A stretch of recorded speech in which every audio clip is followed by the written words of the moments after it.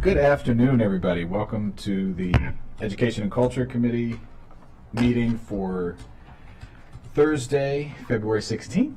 And we have one item, a briefing, that we're going to discuss tutoring interventions at MCPS. And so, Dr. Pugh, I think you're in the audience here. Come on down. You're the next contestant. And you just can't bid $1. Okay. This is a follow-on to a discussion we had in the previous council when we were going over the items in the blueprint, and interventions like tutoring came up, and we had a lot of questions, and we talked about it and said we would kind of come back to it as we headed into budget. But I thought it would be a good idea, especially as an MCPS parent myself, and report cards and grades had recently come out. A lot of people are thinking about tutoring. Obviously, the issues with the pandemic. We know our scores are not where we want them to be, particularly for our vulnerable populations, and tutoring is one of the many strategies that we've been implementing. So it's on the minds of many parents and residents, so we wanted to talk about it as we head into budget.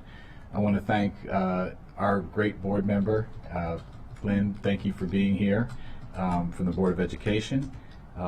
And other items. So I think you have a slide presentation, Dr. Pugh. Okay, so what I think we'll do, unless my colleagues have any comments which are open to, you go through the presentation, and then we may stop you, or we'll definitely have questions at the end if that works. Yeah. Anything to add, Ms. McGuire? Okay. All right. Any comments? All right. So it's all yours. So good afternoon. Thank you for having me. My name is Dr. Peggy Pugh. I serve as the Chief Academic Officer for Montgomery County Public Schools. And when we normally travel in a large group, most people were unable to come today.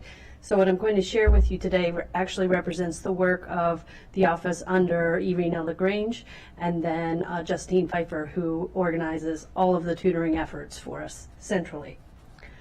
So if you'll go ahead and first slide. There you go. So one of the things that we've been asked is why tutoring? And it's interesting because when the pandemic first started and some of the funding came from the federal government, it was the only strategy identified was tutoring. There were certain portions of it that were required to be done for that. And really that's because the research has shown conclusively that high dosage tutoring does accelerate learning and help combat some of that learning loss, and that it is a highly effective strategy. If you think about it, if you have someone sitting next to you and working with you and understanding who you are as a learner and walking with you through that learning, that the research would show that that would be a highly effective strategy. So the goal of ours is really focused on the board's goals of improving mathematics and literacy through the intensive and personalized supports. And the research from the National Center on Time and Learning does identify that increased and expanded learning time is an equity strategy that benefits all children, but especially children whose families are identified as low income. So our definition of high dosage tutoring is really multiple times a week, at least 3, and that it is routine over time, consistent with the same people. What we've noticed with this is that coming into our tutoring, we knew we had learning gaps. And there were learning gaps not because students didn't know how to do the work, but because there had been lost time in instruction. Some of the research suggests that it's at least 17 weeks of mathematics that were missed over the period of time during COVID, based on shortened schedules, based on virtual schedules, based on the fact that content had to be adjusted to fit within the time that we had allotted for a school day. So there's a significant amount of work that needs to be done to help our learners continue to catch up. Next slide. Montgomery County is actually very lucky to be able to provide tutoring in a variety of ways. They provide tutoring by our staff, Montgomery County Public School Tutoring in the first column in the blue, all the way across the various virtual options that you have, either on demand based on your need to know some information at that time or get support, or high dosage where you work with a company, they determine what you need, and then you work with them routinely. We also have weekend sites that are drop-in that are able to be accessed by students, and we're currently in development to expand community tutoring options. Along the side in the green, it explains who the provider is, what type, either virtual, in person, or a combination, the timing of when it's offered, before and after school, Saturdays and Sundays, etc., and then for whom specifically. We've had a lot of questions about who we're identifying for Montgomery County Public School tutoring face-to-face with our staff. And our answer has always been multiple measures, but sometimes that's unclear. What are the multiple measures? And so think of a combination of a student's grades, their MAP R and MAP M scores, their scores on district assessments, how they're doing on state assessments if we have such data available. So it's using all of that data to then identify who needs it the most, who is the most behind, that we can really capitalize on the fact that our teachers will know our students and be able to work consistently with them. Let me pause you just one. You go back. Arena LaGrange, do you want to come down since you're here? So come on down. So when we have questions, and thank you, Board Member Lynn Harris, for being here as well, and bringing Arena. So there's a lot on this slide, so we'll come back to it. I'll let you go through the presentation, but there's a lot here that I have some questions, but I'm going to withhold, and we can go through to the end.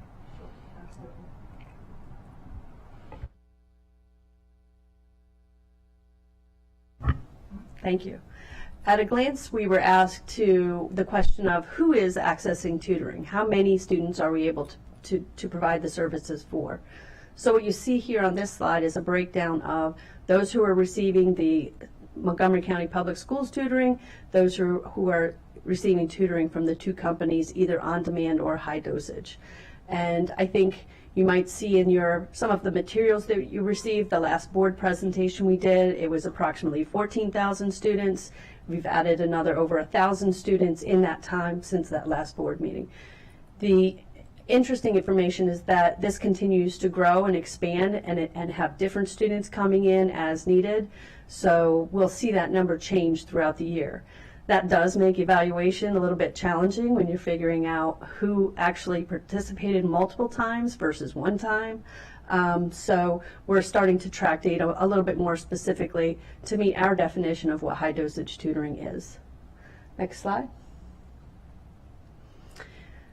So a lot of information on this slide as well. What we were asked to provide is who's accessing and what are the specific demographics. And you'll note that this is very current data. This is this year. So this is not last year's data, but it is from fall till now, who is actually participating and what are the demographic breakups, as well as service groups, language service groups, and special education service groups. And it's interesting, the majority of our students and families who are taking advantage of this are in the elementary. And that makes sense, right? You had a young learner at that time doing virtual.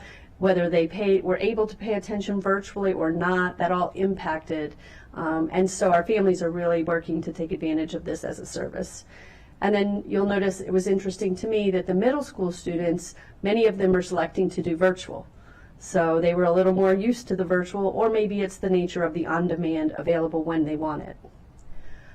You'll see a large majority of our students who receive free and reduced meals make up the population of who's accessing tutoring. 52.9% of those receiving tutoring fall into that category.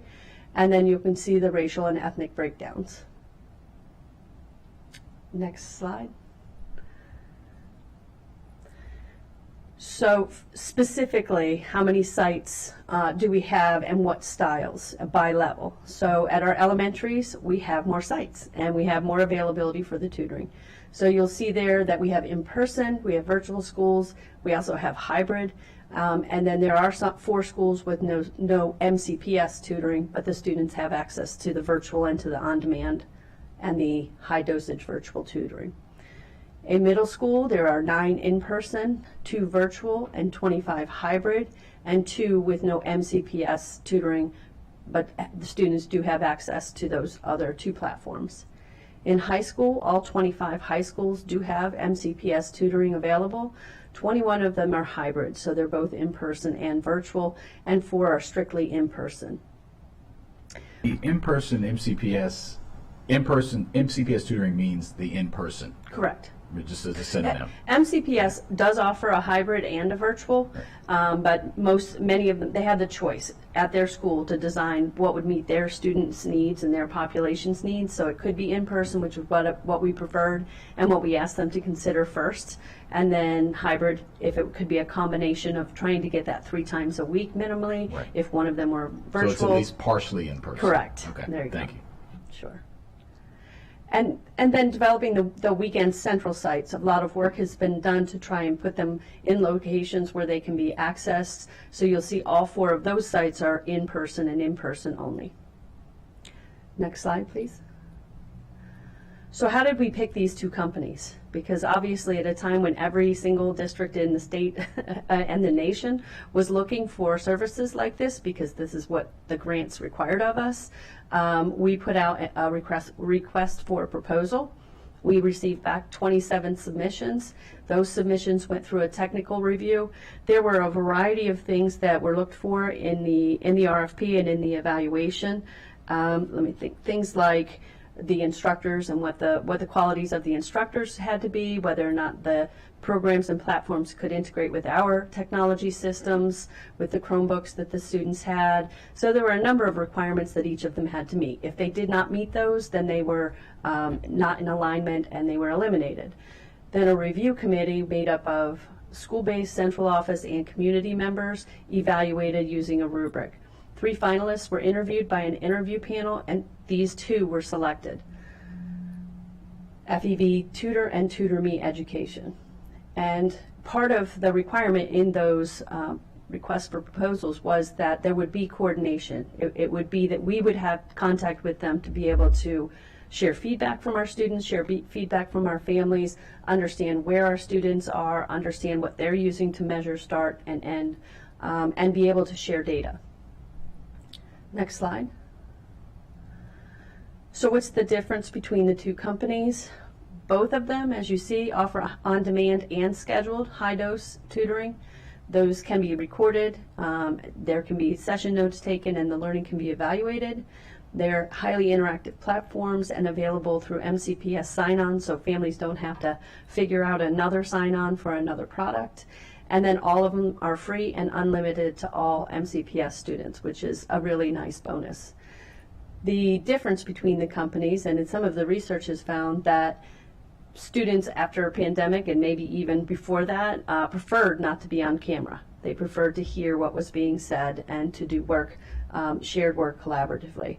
So the FEV Tutor has no camera, and this helps the families with privacy, helps the student with privacy, and then helps the student feel more comfortable and not feel like they're being watched. The Tutor Me Education has the camera available, but it can also be turned off, and the camera is for both the tutor and for the students. Next slide, please. Another part of the requirements was that they be able to be delivered in a variety of languages to meet the needs of our county. And so MCPS tutoring, we really worked to, as we're identifying students, to identify the staff that we had that could meet those needs. So supporting the foreign language for staff as staffing is available, and then supporting our immersion students with the people who are working directly with them. The FEV Tutor has a toggle built into it and has over 50 languages. And then Tutor Me Education has almost all of the language, but it also includes American Sign Language. Students can also request a specific language to support the courses that they're currently taking. Next slide. So how do families know about this? It really has evolved. It evolved from a school-based program. So initially it was schools, we have this available to you. What does your community need? What does your data say your students' learning needs are? And so the first 2 bullets really are school-based. They're personal invitations to students based on those multiple measures that we spoke of. Your data indicates you need significant support beyond school, more than what we can do during the school day. The second piece is that we really engaged with the parent and community coordinators, counselors, and PPWs to make sure that families had the information both as an outreach and then as a response when they reached out. The rest of the bullets were organized centrally, so all of the schools' websites have a link to be able to access the tutoring. Principals have sample communications that they can send out to their communities. They have language for their staff, because if their staff didn't know about it and parents called in and they didn't have the answer to say, I can't do it for you, but here's who can. That took some time to socialize that, so everyone was aware that it was available for our students. We've also sent out the Thursday Things You Need to Know messages to our groups to promote the tutoring. And then the coordinator meets with specific groups to be able to promote it, promoting it with our athletic directors, promoting it with our special ed service providers, and then each school has a lead tutor who is the contact for our offices, so that when things change or are updated, or we need information or they need information, they have one central place to come. Next slide, please. So, is it working? I think was the question that came. And what I will say to you is, last year, just remember what last year was, right? Last year was coming back full-time, in person, first time in person for some of our youngest learners, in a social setting that was different. And our kids and staff still were struggling with illness, absences, attendance, covering for each other when people were out for extended time, and then there was the ever-present fear of being around other people. So I would hardly call last year normal. So what I will say about all of the data that you're going to see is, while the national research says it's going to work, our local data don't show that yet. So in the math, you'll see no real statistic difference between those who participated in tutoring and those who a comparison group who did not participate in tutoring, and that's using one MAP-M RIT score, so which is a global score that you can compare the two groups. Next slide. Question. Okay, I'm just trying to understand this graph a little better. So these are the MAP-M scores of the kids who received tutoring compared to the kids who did not receive tutoring at one point in time, right? Yes, a control group. Yes. Okay. Spring. Most recent.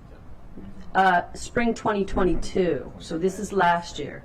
Okay. I mean, I would be curious to see the comparison of how much their scores had increased in those two groups compared to each other, because maybe it's a huge success that now those bars are even, because previously those students who had not received tutoring were way behind, and now it's showing that they're pretty even. I mean, if they were selected because they were way behind and now they're coming out statistically identical, basically, then this is a huge success story. But if that's not, I'm not sure how to analyze this graph without more data to contextualize it. I agree. And that is our recommendation too, is to look at the growth student to themselves, to show in the areas that they received tutoring, was their growth against their, from where they were to where they are now.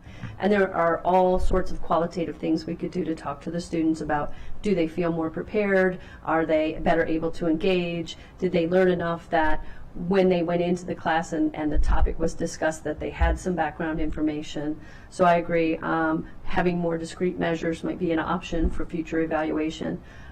This one, it was MAP, because that is a norm referenced assessment that we have available to us that every student takes. Right, but we should have their scores from a year prior, right, and the year prior to that, so we could look at the trajectory leading up to this point and see if the rate of learning increased for those students who are receiving tutoring compared to the students who did not receive tutoring, and that would be helpful. Thank you.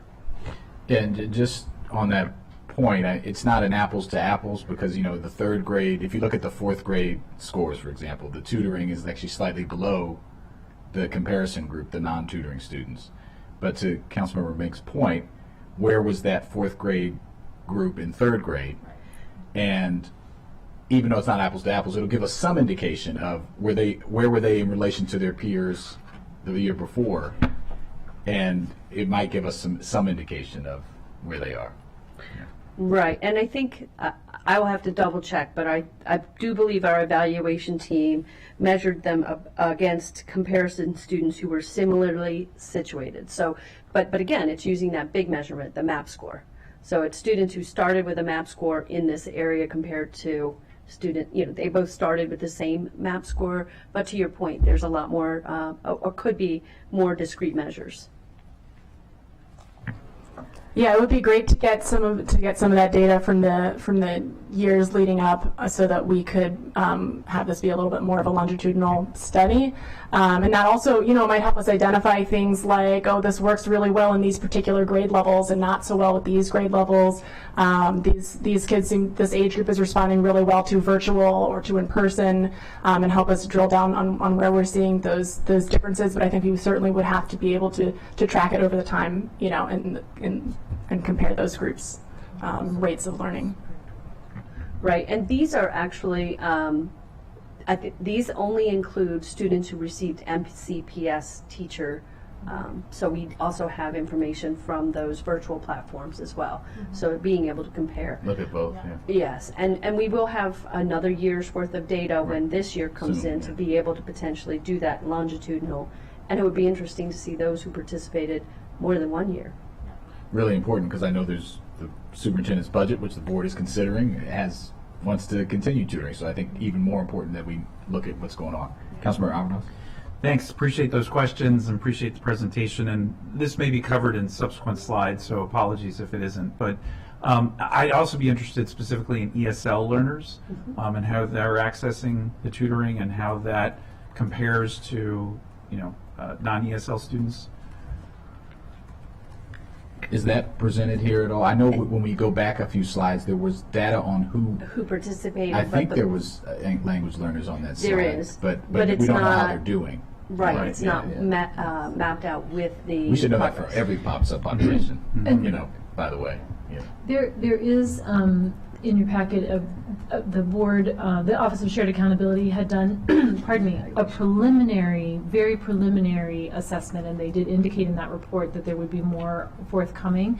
That report starts to break down some of the groups that you're talking about, but again, it's not comprehensive, and it does indicate that there'll be more work forthcoming. I think that it starts to lay out some of those kinds of nuances. What circle is that, Missy? Do you know? Circles 1 through 8. Okay. Great. Thank you. Please continue. Yeah, I see. Yep. Okay, next slide. So one of the service groups that we would call attention to that we were happy to see did show more growth in the comparison group. So students who received special education services compared to the groups who started at the same level at the same year outperformed in the MAP-M score, the math specifically. Next slide. So I'm just going to again just point out that this isn't showing growth, right? This is showing Comparison. a point in time. Yeah. Thank you. Reading, similar setup to the slides that you saw. Comparison group to those who received tutoring with the same starting point in the reading MAP RIT score, and the progress that you see there. Again, not showing statistical significance in this measure. And I appreciate the request to study further and study deeper, because I do believe it does make a difference. The research says it makes a difference. And so looking at how to measure it effectively, and I really like your suggestion to do it over growth and broken out by populations. Next slide. The other thing is when it makes a difference, it might take some time for it to make a difference, for to build those. So we gotta, another reason to have it over multiple years. Longitudinal. I appreciate that. I think our Office of Shared Accountability will appreciate that too. So we do get data from our external providers, and again, at this point, putting together what we currently have available. This is the comparison group between those who received tutoring, those who did not, and it is for last year. So again, you're not seeing a statistical significantly difference between the two comparison groups. Next slide. Hold on one second. Okay, yeah, so sorry to keep coming back to the same, but also I do want to point out, like, this, we might be looking at a graph that shows a huge success story, you know? I mean, the fact, if they were chosen because they were so far behind and now they're even, you know, we should be pouring resources into this. So just another reason why I want to make sure that we're not making an assessment necessarily off of looking at this graph, whether for better or for worse. I think we need to wait on, hopefully we can get the rest of the data leading up to this relatively soon, and maybe even just looking at a couple of years, we'll be able to find some of those patterns. Well, and even to your point, looking at more discrete measures, right? So this is a normed reference test where they're compared to their peers nationally and internationally. Some of the work that we're doing with students when it's MCPS tutors with MCPS students is towards standards. And so do we see growth on standards for our students on our state tests and on our local assessments? So, this is compared to national. Okay. yes.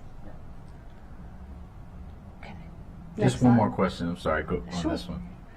Just so we're clear, the blue lines and all these are students who, and correct me if I'm wrong, but what I think I heard you say, these are students who did not receive tutoring, who were similarly situated in their grades as the orange line who did receive tutoring. Is that correct? Opposite. So the blue I'm line. sorry, flip Yes. it. The orange line is you didn't receive tutoring, but you were at the similar level that the students who did as far as where you were on previous testing, That's correct. On this measure. on this particular standardized measure. So just to get to your point, so it's showing, it's taking students who were Okay. both behind Okay. and comparing that one group got tutoring and one didn't. And so it is showing yeah. So, but that doesn't mean, you're still right that we can still look at more discrete measures. We could still look at growth over time. I think some of the things we talked about, there's still more here. Yes, Yeah. I would agree. So to that point, in order to be able to evaluate what we're doing, we had to put some controls in it, and we had to put in some places where we can actually extract the data and have it be accurate. I think in the first year, most every district had a Google form that people submitted their time, and then taking that and doing a statistical analysis was nearly impossible, just based on how people enter in data differently. And so we've spent the last year building tutoring into the student information system, which is called Synergy, and then a data warehouse called Performance Matters, where you can do the data extraction. This allows us to track and monitor the tutoring data, which actually ultimately gets reported back in our federal ESSER grant reporting. So through that, the session attendance is taken for each student, sent to Performance Matters, so that we can monitor the volume and type of tutoring to determine if there's actually impact to existing data points, grades, district assessments, attendance, graduation, and then the normed things like MAP and MCAP's actually a criterion reference. But the idea that you spoke of is being more discrete to determine where it's working and for whom. We agree. Okay, sorry, one more clarifying question about the graphs, now that I'm figuring out what those bars represent. The orange, the comparison bars, is that data pulled from MCPS students who Yes. declined tutoring? Okay. Yes. Okay. Thank you. Not like a national average of, okay, all right. No. Yeah. So it's our hope in the building out and getting more strategic about what we're looking at and the questions that we ask, that we will be able to have a full evaluation plan. So during this, the FY24 school year, a detailed study of tutoring will occur. And how the research happens in the district is that we put in questions. What do we want to know?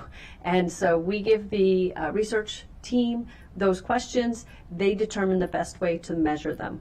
And then they do their statistical analysis, and then an evaluation report is completed based upon when the data are available. So those are the questions that were submitted for this year.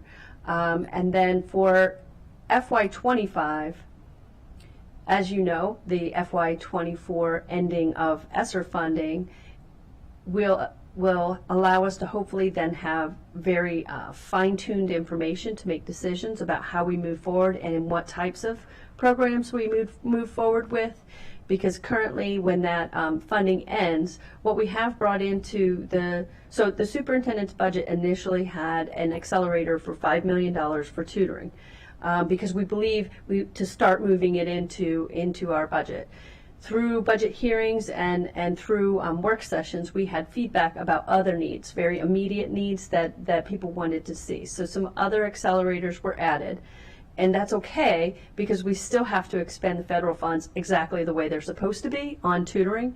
And so through next year, we will be able to sustain the models of tutoring that we currently have, which will allow us time to then analyze and pick what is working and how can we build that into our operating budget moving forward. So for FY25, our plan is that the program will only have the most effective tutoring programs based on the evaluation, and that it will be used to serve for students that are 2 to 3 grade levels below. And then we have, according to Blueprint, we are required to provide these support pathways for students who aren't meeting that benchmark that the Blueprint defines as college and career ready by the end of 10th grade. So we will have to put in some support pathway courses for students who are not meeting that, although our goal is to make sure everybody meets that right now. Next slide. So here's what we've learned about effective design for tutoring, what the research says, and how we want to move forward with the programs as we're scaling sort of down to meet the needs of the immediate and for whom it will work, is the multiple times, the personnel trained, doesn't have to be certified, but they do have to be trained, and the same personnel, using specific measures. Right now, one of the companies is using, like the 2 companies are using different measures. We were using just MAP because that was something that all the students took. So it's really being more precise in measuring what the student is actually working on during their tutoring in order to see if there is growth. The best design is that the students have the access to their curricula. So it is somebody who knows the math that they are currently in that can either preload what's coming so that the students can effectively participate in the new learning and still fill learning gaps with content that students may not yet have secured. The delivery mode, again, what they say nationally is it depends on the age and the interest of the students, whether virtual is effective or not. And I really don't think nationally we have enough information yet to make that determination, but it is something to consider when you're designing moving forward. Design size, or group size, that's also really important. You know, you get beyond 2 or 3 students, then it becomes a small group lesson, and students have less personalized attention, and so they really do 2 to 3 students max. 1-on-1 is the highest effect size. The focus, making sure that it's not everything, it's not homework, it's not completion of work that was done during the day, but that it really is a focus on the student has a gap in learning fractions, and here's the skill that they need that's missing, and so let's work on that and fill that gap. It's critical that they have a relationship so that they show up and feel validated and work hard and feel good about what they're doing in order to continue to put forth the work. Again, scheduling, there are a lot of studies that say that during the day tutoring is really effective because we have the students, right? It's not a choice not to go to tutoring today. We call that intervention, and we don't track that as a tutoring model, but we do have during the day interventions for students. But scheduling is important because it has to be around families and around their availability to be there to support the students, specifically if it's a virtual setting. And then prioritization is that it's not something that is for every single person, for every single subject, for every single need, that it really should be based on your students who by their learning are indicating they need more attention. Next slide. So, I think I said this, but we believe our new internal accountability systems will allow us to do more detailed research to determine the effectiveness of the models and the vendors that we're currently using. We're counting on ESSER funding through FY24. We did move the coordinator tutoring position into the local budget to maintain that. And then we anticipate a future accelerator coming in FY25 based on what we learn is effective to bring into the operating budget tutoring for the long term. Next slide. We are also working very hard to use every single person in Montgomery County to help us with our tutoring efforts. Right now, we're actually working with our administrator groups and working through some of those processes that need to happen. But we've also had an outpouring of community support, and we have a highly educated citizenry who want to help, and we want to be able to take advantage of that. So what's being built out now is the weeknight schools that we have, 4 central ones. And who will support them? These are the groups that have either reached out to us or we've reached out to them who have committed that they would do this work. We do have some basic training that will need to occur, and then background clearances, and some of those things take time, but it sounds like people are willing to go through that process in order to be available to help. Next slide. And then it's turned over to Irina. Okay, do you have something to add? No, Okay, she just gets to answer all of the questions. She gets to answer all the questions. Okay, you get the fun part. Well, we just had the Divine Nine here earlier this week, the National Panhellenic Group, so it's really good to see. And something Councilmember Alvarez and I particularly are passionate about is our intergenerational connections too. You know, we're leveraging our senior citizens. So I will ask 1 or 2 questions and then pass it on to Councilmember Alvarez and Councilmember Mink, because there was a lot there, but we have a thank you for going through that. As I see it, there's a couple of buckets here. So you have tutoring, you know, this research says tutoring delivered in a certain way, which you talked about in the later slides, is effective. We have, so the question is, did we select the vendors? Is what we're offering, either through vendors and or through MCPS direct instruction, is that working? You know, that's the question we're one of the questions we're trying, and I know you want to answer it too, right? And what is working? You know, we had just a mini discussion of that. When you mentioned multiple measures, I had a flashback. You know, I worked on No Child Left Behind on the help committee back in the day, and that was the term at the time in the U.S. Senate when we were passing that bill, was trying to interject multiple measures, so it wasn't just the cut scores on the standardized tests that demonstrated student progress, that it was also formative assessment and school-based assessment and the standards of the class. You know, and I can speak to this personally. You know, I have a 3rd grader, MCPS 3rd grader, who when she left Spanish immersion after kindergarten, when she was in kindergarten, they got till March and everything shut down. Then 1st grade, then didn't go back to school, nothing March to May, March to June. Then was all virtual the next year, trying to learn from a Spanish-speaking teacher. We moved her out of the program, so when she got to 2nd grade, she couldn't read in Spanish or English. She can read now and is in 3rd grade. So, and received tutoring services from MCPS, and is represented, I'm sure, somewhere in those charts and graphs. The question of how much progress did she make to be able to read, it might not be fully captured in a MAP test. And I think we really need to do the work of finding multiple measures, right, to those formative assessments to assess, because I don't think this is fair to what has happened. At the same time, though, we also need to assess, are we doing research-based tutoring practice, and do we have the right vendors to deliver it in the way? You know, when you said during the day interventions are best, that's absolutely true, particularly for young kids, because they have that missing out. They don't want to be there after school or before school, and then they think something's wrong with them, and they feel like they're missing playing with their friends. So maybe we need to look at how we deliver tutoring or interventions during the day for students in a different way. You know, maybe that needs to be part of the long term. If that's a research-based practice and makes it most effective, maybe that's when we need to be doing it, right? So just some thoughts, and then I have 2 quick questions.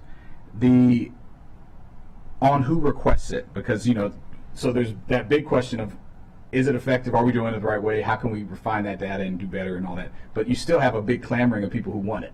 Whatever it is, people want it. And so I've heard some concerns in my office, and I know others have as well, of just one, who is selected and how are they selected, and if you're a parent whose child wasn't selected or wasn't asked, and you do ask for the in-person tutoring, are you given it? So do we track those components of like how many were offered? I'm sure we track how many were offered by the schools, but then who's requested it and who has been given it or not based on the need or what's available. Does that make sense? Yeah, it does. Those who requests are not often getting into an MCPS tutoring unless there's room, and they've been identified through the multiple measures. Okay. So really the idea was to strategically target those students who by all indicators needed the most significant support. And what we found is around report card grades, a lot of people wanted tutoring. I think that what we had going on was targeted and specific, but not targeted and specific to improve your grade in sixth grade math, right? That's still the primary teacher is the primary deliverer of content and instruction. So I do think that there was a need or lots of request-based things that when you say, okay, we have the on-demand tutoring, that we were able to offer that to every single person. And so I think that met some of the need, but we did not track that if they requested in person, Right. because not many of them by request got in unless they were already contacted to say your child needs Got it. And conversely, those who were identified but declined, did we track that? Not at a district level? Yeah, the schools when the schools are offering their local tutoring, they're tracking all of that. But with vendors, we need to check into that. And then we've had families reach out to us who wanted to have virtual tutoring through the vendors from home, and they were not able to access it. And we were able to go back to the schools, check student data, and if the student did have a need, we were able to connect them with a tutor. Okay.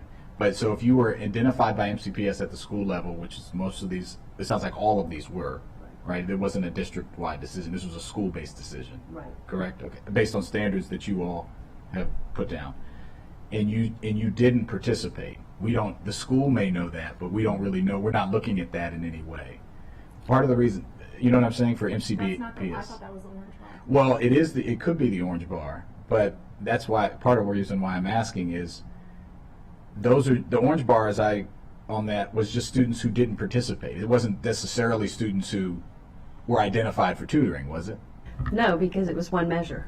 Right. Right, and Right. and the students who were identified for tutoring, it was multiple measures Right. that were being used. Right. So I You hear get I'm what you're saying. Yes. You know, I just think there's something there to know, you know, if we just to know who, at least at the school level, who was identified and who was not, who did not take advantage of it, because there could be a lot of reasons. There are a lot of reasons why you didn't take advantage of it. You know, language barriers, schedule.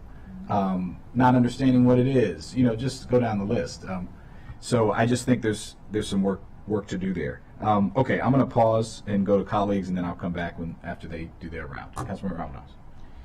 Thanks, appreciate those questions, and welcome again. So, and first, I shout out to Paula Levy, who was my tutor when I was at MCPS, and I credit for helping me excel and do well. She was extraordinary, but candidly, I went through a couple of different tutors until Paula really, there was just a connection. She understood how I learned and was exceedingly patient.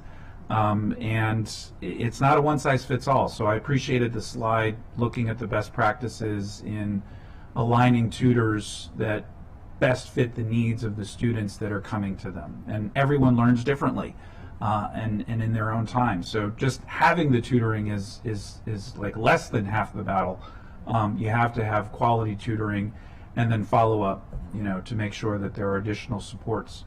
So I may have some of these numbers wrong. I was trying to go through the slides, so if I got them wrong, I apologize. But it looked like there were approximately 14,000 students that had received some form of tutoring. Is that the accurate number? 15,000? Okay. 15,700 now, but when you first got the slides that you got from our board presentation maybe a month ago, it Got was it. 14,000. Okay. And what's the capacity? In other words, could you take more, or are you at your limit at this point? No, we're not at our limit at this point because we're engaging other people than teachers. So I would say previously, if we were just sticking with teachers, that we'd probably be at capacity. Schools have done what they can do to get those who are willing and able to do it to participate. And we've had good groups of participation from our teachers. And now it's looking at other groups of people, both the community, administrators. So we have room to expand and we have room to grow, to provide more services for more students. That's helpful. Thank you. And if I was reading the graphs, acknowledging there's more work that needs to be done to provide more contextual information that will help all of us in our decision making moving forward, it did appear that K through 2 students, for whatever reason, weren't performing quite as well as some of the older, even elementary school grades. Could you talk a little bit about that and why you think that may be the case? So the K2 students, if you think about who a kindergarten student is now, their pre-K maybe last year would have been interrupted, and our 2 students would have had a year of pre-K, a year of K, online or not at all, depending on who was participating, in 1 year in school. So if you think about that, that's more than 17 weeks of lost instructional time. And really what we know about how children learn to read and our implementing of the structured literacy program is that you need deliberate, sequential building on foundational skills, phonics, phonemic awareness, making sure that you can identify blends and put them together. So it will take us some time, some work, but we are seeing our students in their core instruction beginning to make growth in those areas.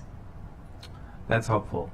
And I associate myself with the comments of Chair Jawando in thinking about how to build this into the school day, but not if it's at the expense of extracurricular activities that are also important. The opportunity to go outside and have recess and really be able to decompress, because I know that's a challenge for one of my children who received some. We tried out having him receive some of his tutoring during the school day.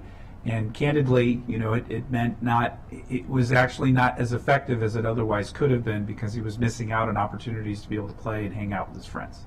Yeah. So it's, again, not a one-size-fits-all. It may work for some students, but, looking and giving options, I think, is the important thing moving forward. And then I guess the final question for now, and I'll probably come back to this, but in looking at, I think virtual learning has a lot of benefits and has a lot of options and opportunities. But, having quality access to Wi-Fi and broadband and the digital equity issue is a significant one. And so it's another layer to this complex opportunity and challenge. But do we look at giving students an option for those that virtual does make more sense, making sure that there are other services available to those students so that they can access the tutoring? It's a great question because it doesn't help if it's there and you can't access it. One of the things that I've been very impressed with is that there was a thoughtfulness during the pandemic and making sure that families had access to broadband, making sure that we were helping remove that barrier of access to school.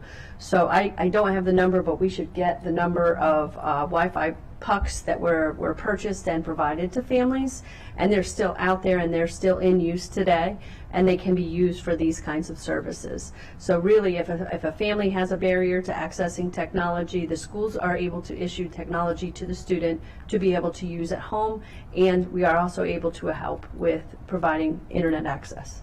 That's great. And then final question for now is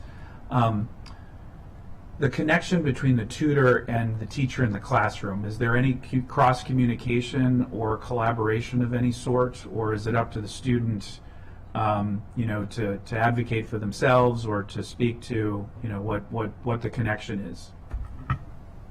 So right, best practice would be that it be very connected to what's happening in the class. So I'll have to get back to you specifically on that. What I do know is that our tutors have access to resources like iReady and iReady Math and iReady English. Those are tools that help do a diagnostic for what a student does know and where they need to spend some work. So they're working within that on standards and things that they do need to know that will help them in the class.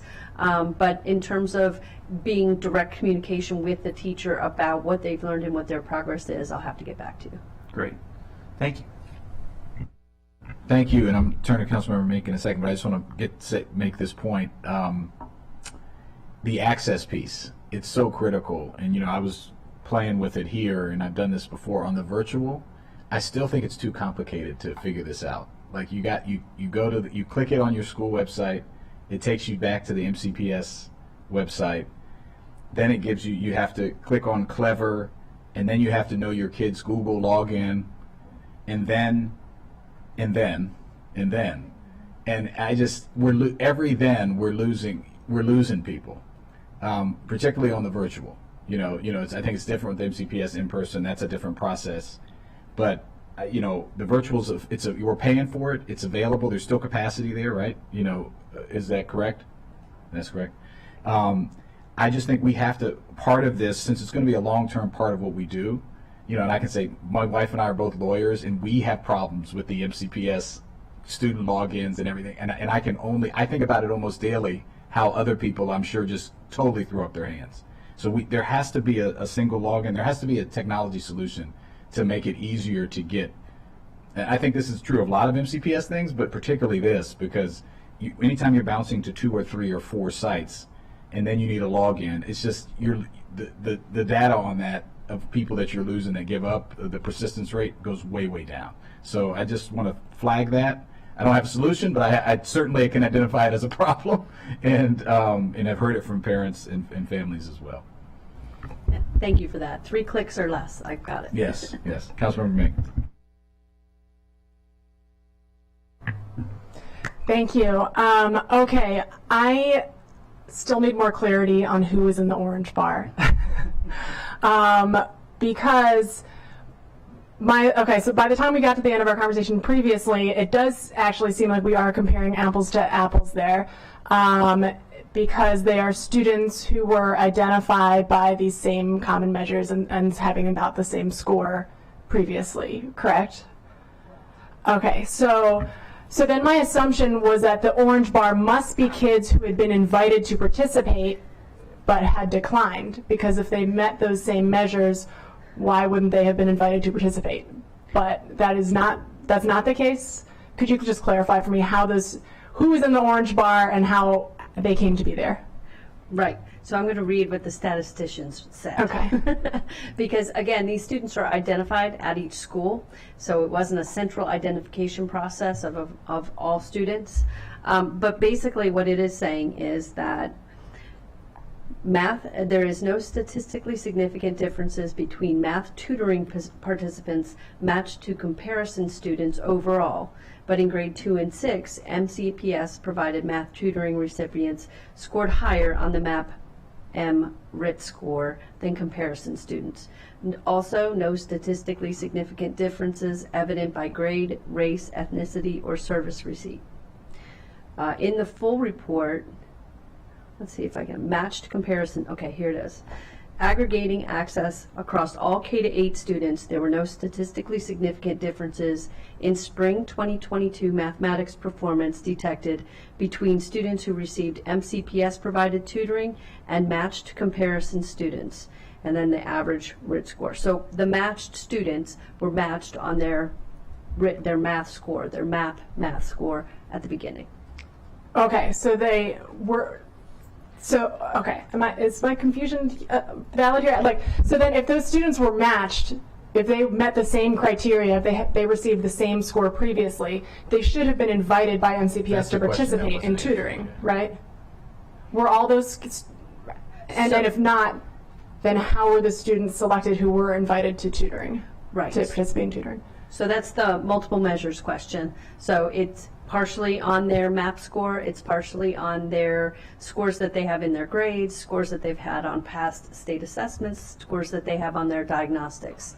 And so then it's picking students who have multiple measures that show that they need additional supports. So while you might have a low MAP score from that beginning of the year, you may have other indicators that show that you may not be as far behind as these students who were identified.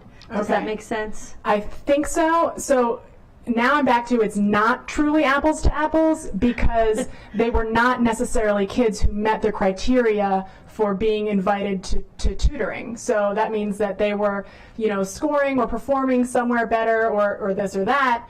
And yet they're being used as so they again were not eligible necessarily to participate in tutoring, but again now they're being used as a comparison point.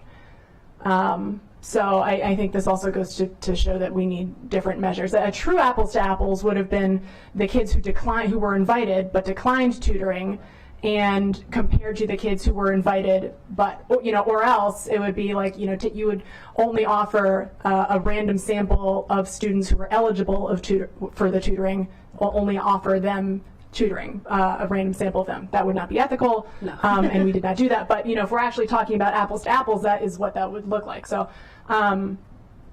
so I guess still in the market for a way to evaluate the success here, to Chair Joanna's point. And I'm also very interested in learning more about the kids who did not participate in tutoring, who were invited, like demographic information, language information, geographic residency, and would certainly be interested in just follow-up question being asked to families, why did you decline to participate?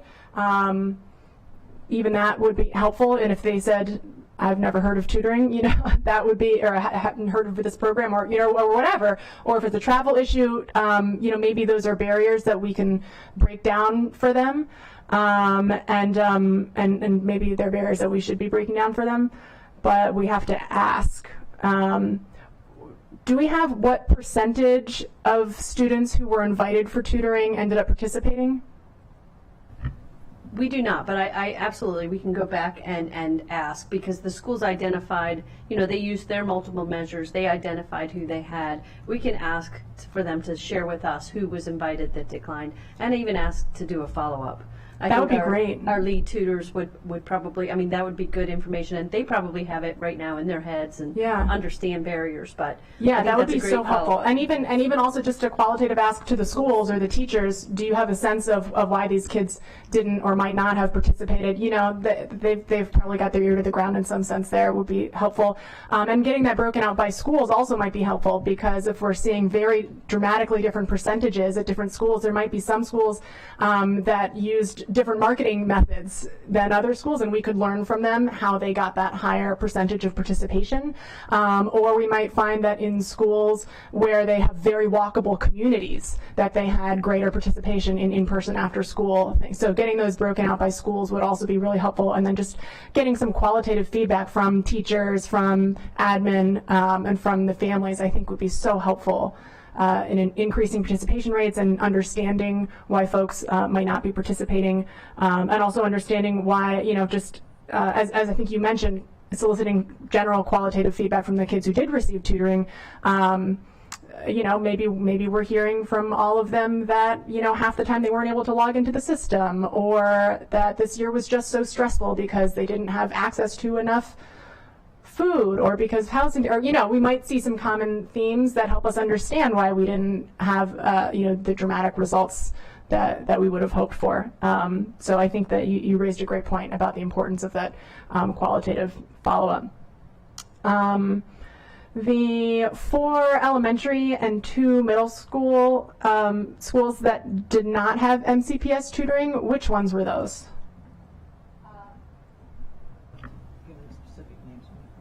Yeah, I'll have to get that for you. I don't Okay. have the names of the schools. Okay, that would be great. Do we know why they did not?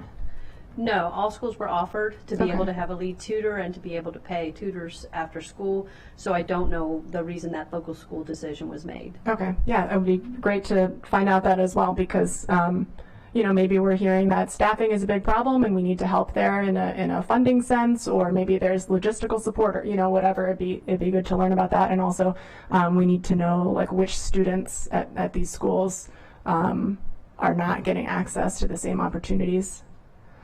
And then MCPS, you noted in the slideshow that the foreign language high school tutoring was available as staffing is available. And so is that, I assume that's because there's a particular challenge in getting folks who, so how, do we know how many students wanted tutoring in foreign languages that we weren't able to provide with tutoring opportunities? I do not. I don't have the information on who did not participate, or Okay. who asked to participate, or, we have, I think we can get who was identified to participate and whether they did or didn't, and then do some digging further. And if language was a barrier at that point, I think we would be able to determine. Okay, yeah, that would be great. That information would be great. Certainly knowing how many kids, we offered tutoring to, but we weren't able to capture them, and also how many kids would have wanted tutoring if it was available, whether if it was at their school or in foreign language, and we need to find more people. That information is, of course, going to be really helpful going through budget season as well. Thanks. Awesome. First, I should have started with this. I want to thank you for the thorough presentation. I was very pleased with the data that you were able to present, and obviously we had questions about the data, and there's always, you can always have better data. That's one thing I've always, but this was helpful, and for the school system's commitment to this. There are places where it's not happening at this level, and I think this is an important strategy, and we need to do the work, and I'm glad you all are working on this to know what is and isn't working, what we need to modify, obviously that's going to be important as we head into budget. It's important for residents and parents and students and faculty and staff and teachers to know what the basis is for this and how we're going to continue it and keep evaluating it.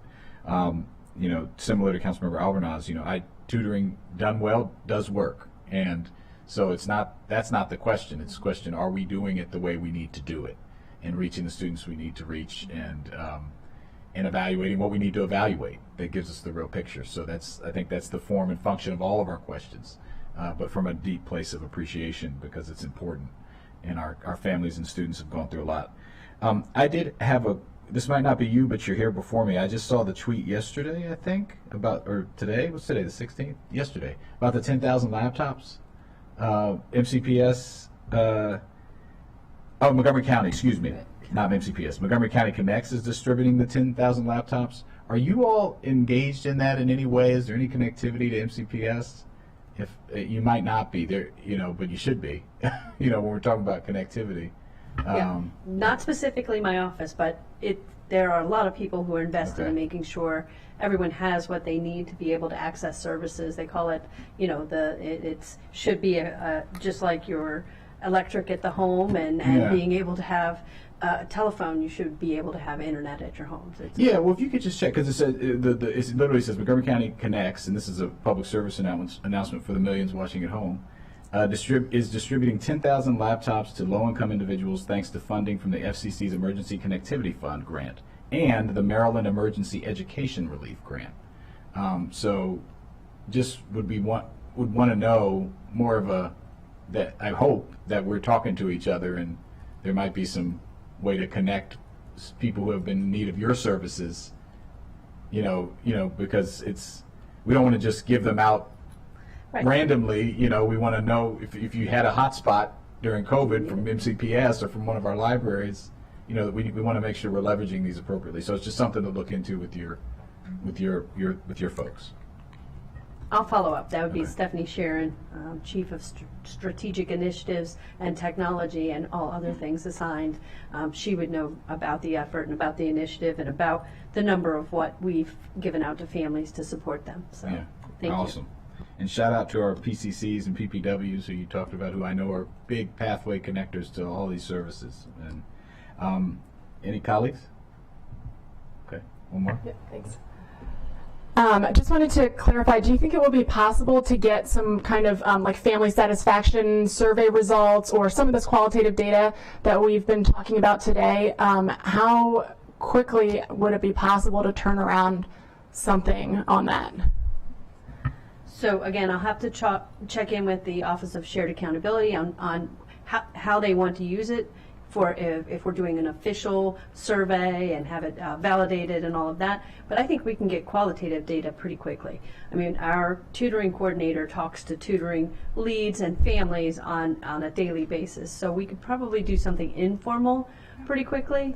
I think as part of the formal evaluation that will come when we're submitting to the for the ESSER and the ARP grants, that we should have a more formal qualitative study. So I mean, that's great. That would be helpful, because I mean, as somebody who has done a lot of tutoring and as a former teacher, I'm like, how would you have a year of tutoring and not see results? I've never seen that. There has to be more to the story. There's successes that we're not showing, or we're missing something in terms of delivery. And I feel like teachers probably know, parents probably know. There's folks in the schools on the ground who know, and so if we can just kind of get some feedback from them, I think that would really be helpful in terms of helping us to know where to go from here. And then it also would be great, as we think about what data would be useful moving forward and how to break it out, just having more clarity on comparisons of the different types of tutoring, virtual versus in-person, and of course we'll have the other data for the other services coming through as well, and also being able to compare those for different age groups and for different demographics and so on would be helpful. sure. Thank you. Thanks. Councilman Romanov. Thanks. I appreciated that line of questioning. That triggered something for me. I think it'd be helpful too to find out what the benchmark requirements are for the vendors that we're hiring. What is success supposed to look like from the contract perspective, and making sure we're achieving that. Yes, we can follow up on that. And as we're looking at them, so that's some of the reason why you have a high-level MAP score, which is a norm reference. It's, if you show improvement on that, and across all of the vendors, because the vendors are not accessing our assessments. But I do believe we can look at more discreetly at some of the measures that we do have, and then compare them across the different vendors. So I appreciate that. Thank you. And just to be clear, we've talked a lot about I feel like it's the red and the blue pill, but the orange and the blue lines, those were for in-person, right? Yes. That was just the in-person. That was not the virtual. So we didn't have a corollary set of slides for the virtual students. We had for one of them, but not for the other. Not for the other. Right. Right. Okay. Got it. All right. Wonderful. Well, I appreciate this. This is very helpful, and we have some follow-ups. So, Ms. McGuire, are you good on that? Okay. I know it was rapid fire there for a while, but it's good. So we'll take this up obviously during budget, but that doesn't preclude you. Please, if you get answers to these questions, send them to the committee, send them to us, through email. This is something that is really important, and appreciate the school system's commitment to it. So, as well as your personal commitment. So, with that, we are adjourned. Thank you.